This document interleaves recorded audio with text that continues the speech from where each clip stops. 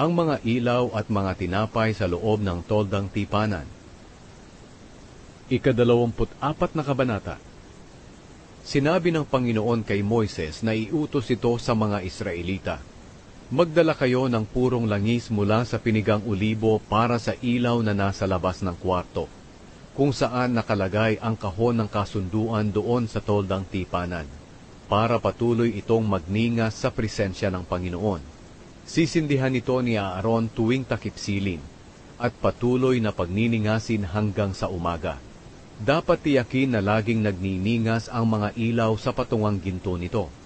Dapat ninyong sundin ang tuntuning ito, kayo at ng susunod pang mga henerasyon.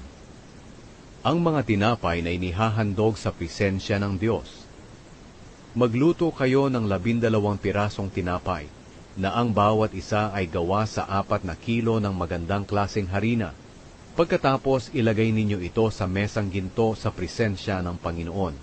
Ihanay ninyo ito ng 2 hanay, 6 ang bawat hanay. Lagyan ninyo ng purong insenso ang gilid ng bawat hanay. Ang insenso ang siyang magsisilbing handog para alalahanin ang Panginoon.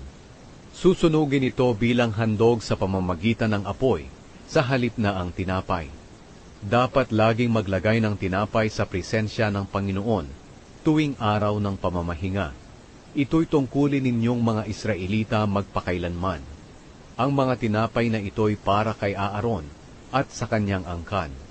Kakainin nila ito sa banal na lugar, doon sa tolda. Dahil ito ang pinakabanal na bahagi ng mga handog sa pamamagitan ng apoy para sa Panginoon, at ito'y para sa kanila magpakailanman. Ang parusa sa panlalait sa Diyos at pamiminsala sa kapwa. May isang tao noon na ang ama ay isang Ehipsyo at ang ina ay Israelita. Ang pangalan ng ina niya ay si Shelomit, na anak ni Dibri, na mula sa lahi ni Dan. Siya'y nakipag-away sa isang Israelita roon sa kampo, at nilapastangan niya ang pangalan ng Panginoon.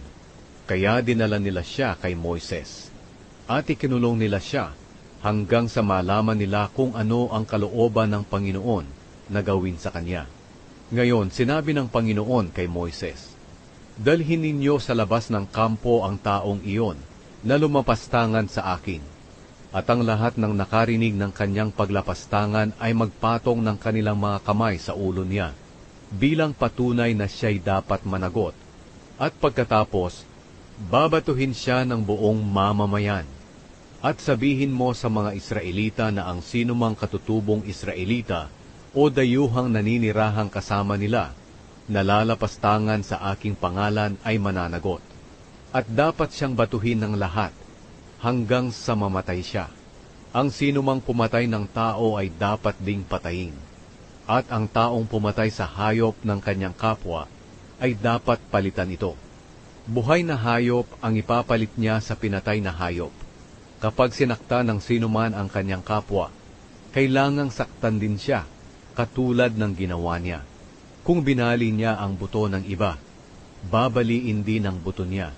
Kung dinukot niya ang mata ng iba, dudukutin din ang mata niya. At kung binungi niya ang ngipin ng iba, bubungiin din ang ngipin niya. Ang sinumang makapatay ng hayop ng iba, ay dapat niya itong palitan. Ngunit ang makapatay ng tao, ay dapat ding patayin. Ang mga utos na ito'y para sa inyong lahat, katutubong Israelita man o dayuhan. Ako ang Panginoon na inyong Diyos.